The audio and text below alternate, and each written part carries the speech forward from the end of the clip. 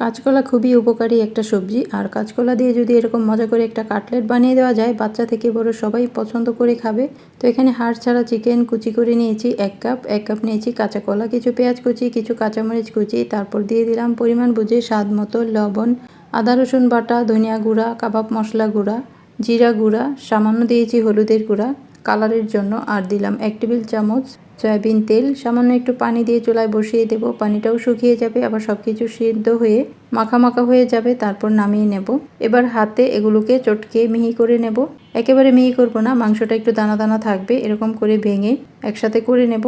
যেহেতু সব মশলা আগেই দিয়ে নিয়েছি, লবণও দিয়ে নিয়েছি, তাই এখানে আর কোনো মশলা লাগবে না, আটা ময়দা বা বেসনও লাগবে না, শুধু এখানে ধনেপাতা কুচি দেব আর পেঁয়াজ বেরেস্তা দেব। এবার হাতে ভালো করে সবকিছু মিশিয়ে নেব। কাঁচকলা দেওয়ার কারণে এটা একেবারে আঠালো, খুব সুন্দর একটা ডো হবে। তারপর এখান থেকে যার যার পছন্দ মতো শেপ দিয়ে কাটলেটগুলো বানিয়ে নিতে হবে। এবার এগুলোকে ভাজার জন্য নেব একটা ডিম, ডিমের সাথে লবণ মরিচের গুঁড়া দিয়ে ফেটিয়ে নেব, আর লাগবে বিস্কুটের গুঁড়া। এবার ডিমে ডুবিয়ে বিস্কুটের গুঁড়ায় গড়িয়ে নেব।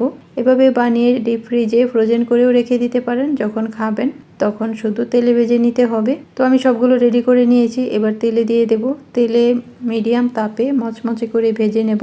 এটা বিকেলের নাস্তায়, ইফতারের টেবিলে কিংবা বাচ্চাদের টিফিনেও দিতে পারেন। তো মচমচে করে ভেজে আমি তেল থেকে তুলে নিয়েছি। এটা সসের সাথে কিংবা সালাতের সাথে দারুণ লাগে খেতে, এমনকি পোলাওয়ের সাথেও খেতে পারেন। ওটা হবে ক্রিস্পি আর ভেতরে চিকেন আর কলাই মিশ্রণে দারুণ লাগে খেতে। তো ভালো থাকুন, এরকম আরও রেসিপি পেতে সাথেই থাকুন। Thanks for watching.